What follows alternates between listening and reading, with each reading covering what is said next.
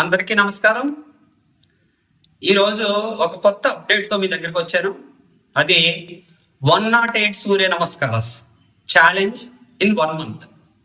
మనకి మార్చి 1, 2025 నుంచి మార్చి 31 వరకు ఒక నెల రోజుల పాటు సూర్య నమస్కారాలు 108 చేయడానికి ఛాలెంజింగ్గా పెట్టుకొని దానికోసం మనం ప్రాక్టీస్ చేస్తాం.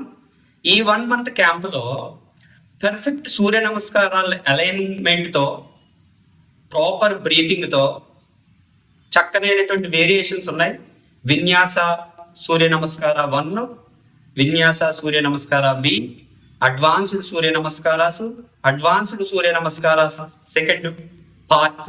సూర్య నమస్కారాల్లో ఉన్నటువంటి అనేకమైనటువంటి వేరియేషన్స్తో చక్కగా మనం ఈ 1 మంత్ మనం నేర్చుకోబోతున్నాం.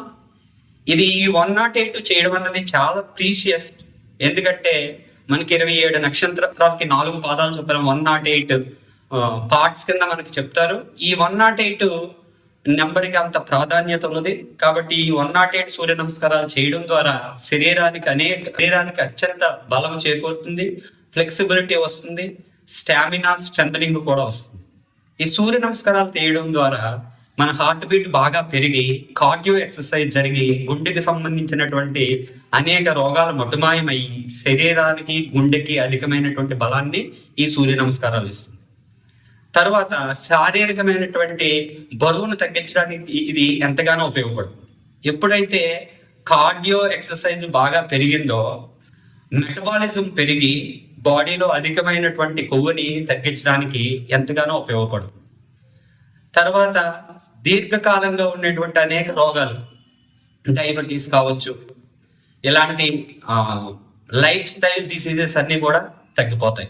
డైజెషన్ చాలా బాగా ఇంప్రూవ్ అవుతుంది, కాన్స్టిపేషన్ పోతుంది, బాడీలో ఉన్నటువంటి ఆర్థో ప్రాబ్లమ్స్, జాయింట్కి సంబంధించి నొప్పులు అన్నీ పోయి శారీరకంగా మజిల్ అంతా కూడా చాలా బలంగా తయారై టోన్ అయ్యి బలంగా దృఢంగా ఉంటుంది.